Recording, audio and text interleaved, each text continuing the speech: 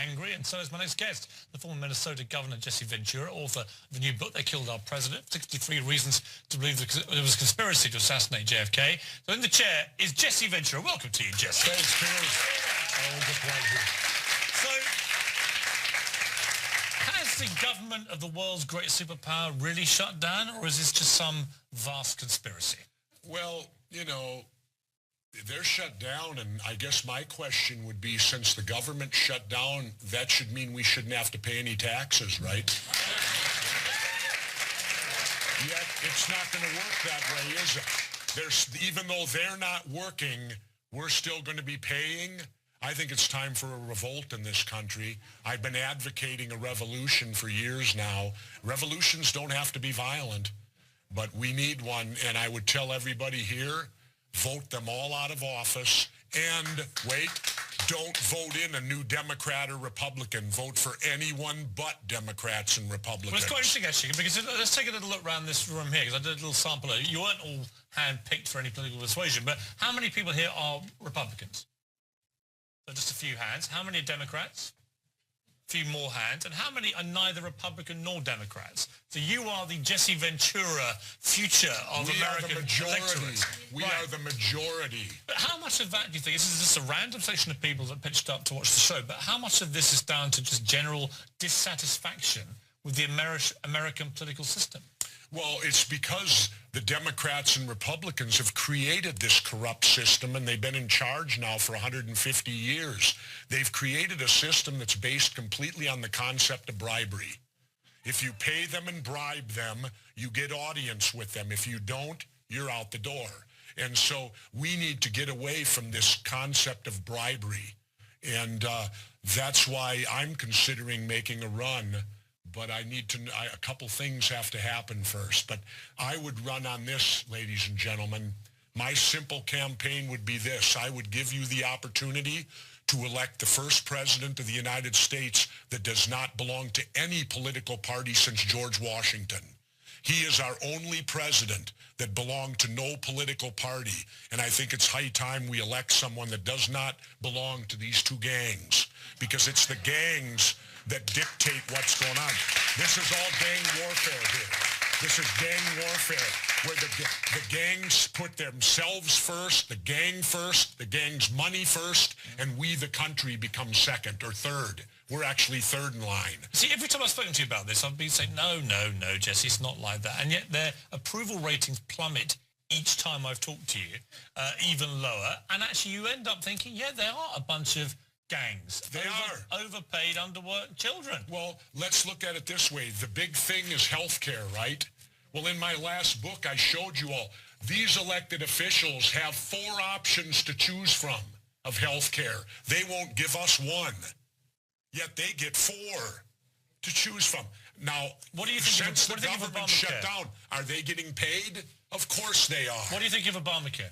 Do what now? What do you think of Obamacare? I don't think anything of it, because my belief is quite simple. We in the United States of America should have a policy that anyone who gets sick should be able to go to the doctor.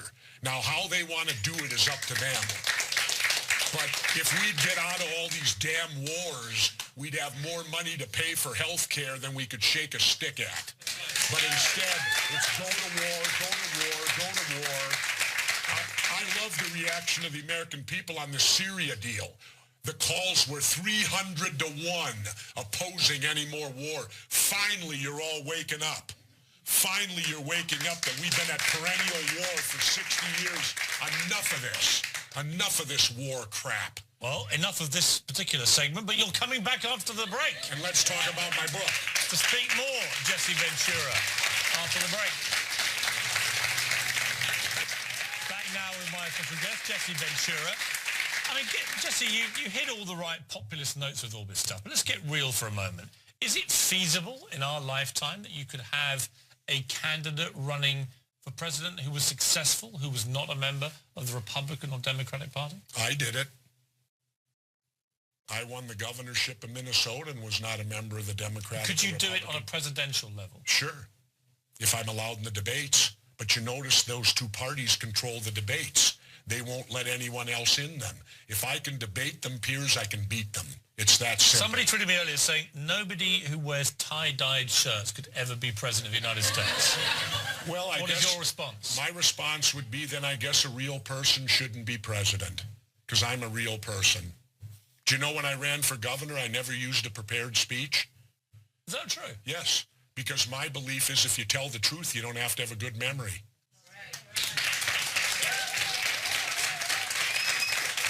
You've written a new book. It's called They Killed Our President, 63 Reasons to Believe There Was a Conspiracy to Assassinate JFK. Not new that there may have been a conspiracy to assassinate him. What is new about your book? Well, what's new about our book is there's always new information coming out. There's always more and more. That's what makes it so intriguing to study it. That's what, to me, makes studying the Kennedy assassination more interesting than, say, reading a Vince Flynn book or a Tom Clancy book. Those are all fiction. This really happened. So who killed Kennedy, do you think? You can't answer that question because it's been 50 years and there's no way to say specifically who. Well, I can answer it. I can tell you this. I can tell you this. It wasn't Lee Harvey Oswald. Well, I think it was. And in fact, I interviewed a guy called Clint Hill, who was the bodyguard. If you see the footage of the cavalcade and the bullets coming, he's the guy that jumps on the back. Yep. He was Jackie Kennedy's bodyguard. Jumped on and she. Why weren't Secret Service on the bumper that day? They were removed. You can go on internet. That's and not see what he told me. They were removed from the bumper. That's and the Secret Service guy turns to his Jesse, boss here's and my goes, point. "What?" Jesse, here's my point. And they took him off the bumper. Why did they change the way that? For Dallas only, the way the motorcycles were lined up. They put 4 of them way in front and the others all behind. They didn't go in the standard wedge, which was used in the 2 previous days before. But in Dallas, that changed. They got him out of the way to give a clear shooting lane. Let me finish my point. Clint Hill, who was there and was on the back of that limo, he wasn't on the back of it. He jumped on the back of it. Yeah, from a car way behind, and it took him how long to get there. But he believed Lee Harvey Oswald acted alone. Now, why do you know more than he does? Well, because of the fact there's a whole lot of information. It's so obvious when you read this book. I'll let you people be the judge. Read the book. It's so obvious. The Secret Service... Who do you think did it? The Secret Service protected Kennedy more after death than they did when he was alive because they illegally took the body out of Texas. Autopsy by law should have gone on there. Lyndon Johnson, the car was a crime scene. Everybody knows tape goes around a crime scene until forensic gets through with it. Monday morning, that car was in Michigan being refurbished, already moved. Jesse, no one was allowed to see the car. Who do you think killed There's multiple JFK? Choices. Well, give me one. Well, Kennedy made tremendous amount of enemies. The military-industrial complex hated him because he wouldn't go to war in Cuba. He was already withdrawing troops from Vietnam. There would have been no Vietnam War. Him and Khrushchev were actually back-channel communicating, and they had both planned on ending the Cold War by 1965.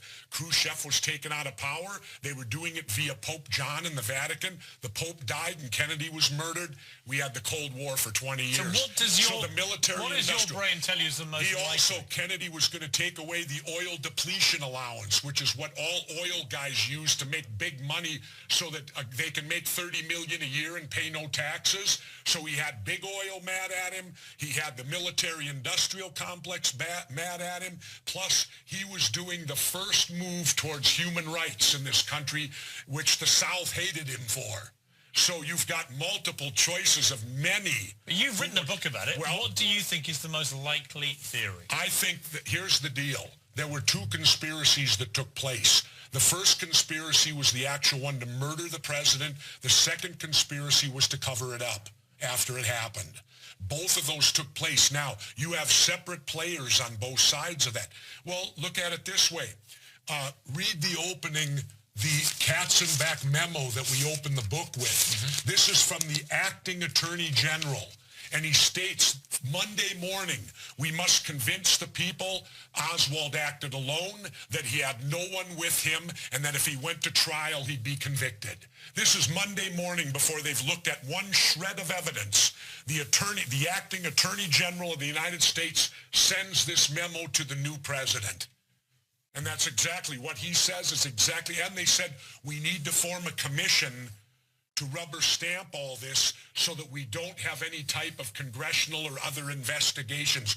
Woe be that we would have a real investigation. Jesse, you're a straight talker. I've now asked you multiple times. You've written a book about this. I can't tell you who I've given you my theory, which is the pretty commonly held one. It was Lee Harvey Oswald. He couldn't make the shots. I've cited my source, who was one of the Secret Service detail who actually went on the car, and he says he acted alone. You've got 30 seconds left to try and give me a straight answer. I can't give you one. I can't tell you who did it. I wasn't there. And it's unfair to ask a question. You think you've won the argument simply because I can't name who did it? Yes, I do. Well, okay, James Files was the shooter on the grassy knoll.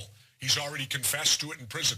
You had the confession of E. Howard Hunt on my TV show, yet mainstream media said not a word about it. Hunt confessed, LBJ knew, he went right down the chain of command. It was called The Big Event. It was his deathbed confession to his son. Yet you've only given me so far, you've only given me 6 reasons so far. There are 63 reasons to believe in this book. There was a conspiracy to assassinate JFK. As always, Jesse, you are a compelling talker when it comes to these things. I don't know how much I believe, but I love the way you tell it. Read the book. I urge people to read it. It's a good talking point. Good to see you. All right.